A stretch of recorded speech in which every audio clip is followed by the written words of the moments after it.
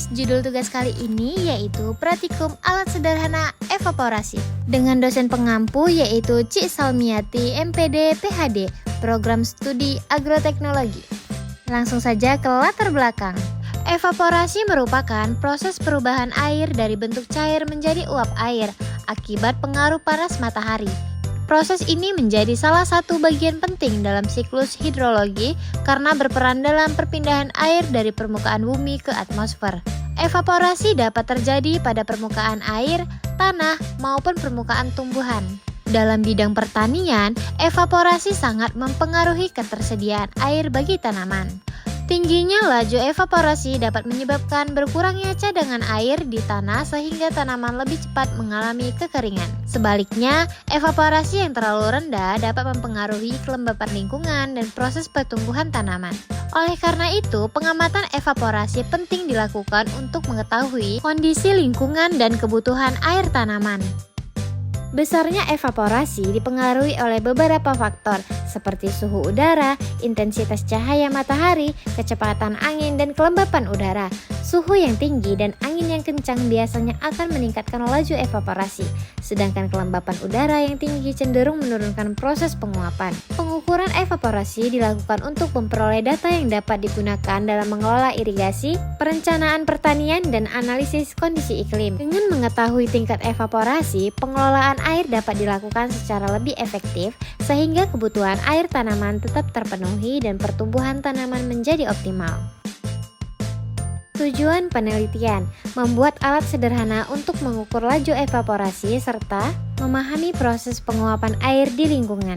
Adapun alat dan bahan evaporasi sederhana yaitu kaleng bekas dan penggaris, serta bahannya yaitu berisi air. Masuk ke cara kerja. Pratikum evaporasi membutuhkan 2 kaleng besar dan akan diisi air hingga penuh.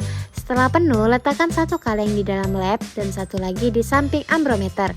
Ukuran air di dalam kaleng dengan penggaris untuk mengukur batas air di dalam kaleng. Lakukan pengamatan evaporasi selama seminggu setiap pagi, siang, dan sore. Pengukuran sesuai batas air di hari pertama dan ditunggu 1 jam, kemudian ukur kembali. Nah, inilah dokumentasi pengisian air di 2 kaleng. Kaleng yang pertama diletakkan di dalam lab dan kaleng yang kedua itu diletakkan di samping ambrometer. Selanjutnya ini hasil penelitian kami selama 7 hari dalam bentuk tabel. Pembahasan, analisis laju evaporasi harian. Berdasarkan pengamatan 7 hari, tinggi muka air dalam wadah kaleng berkurang dari 13,0 cm menjadi 12,0 cm sampai 12,9 cm akibat proses evaporasi.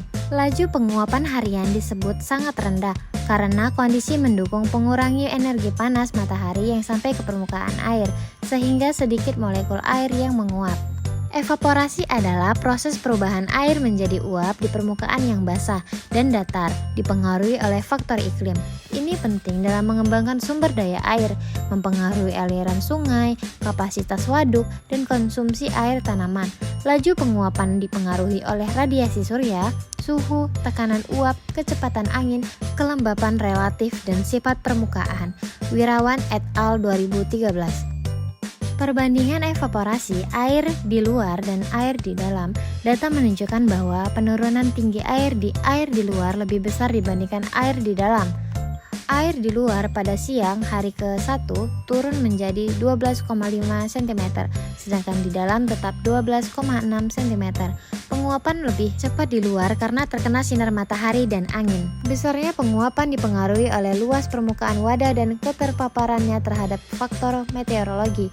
Wadah terbuka tanpa naungan mengalami laju evaporasi lebih tinggi karena paparan radiasi matahari dan kecepatan angin mempercepat perpindahan uap air dari permukaan ke atmosfer. BMKG. Kesimpulan, berdasarkan hasil pengamatan, evaporasi menyebabkan tinggi muka air menurun secara bertahap.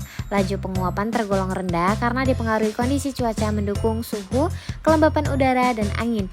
Air di luar ruangan mengalami penguapan lebih besar dibandingkan di dalam ruangan akibat paparan sinar matahari dan angin secara langsung. Sekian video tugasnya, terima kasih, bye-bye.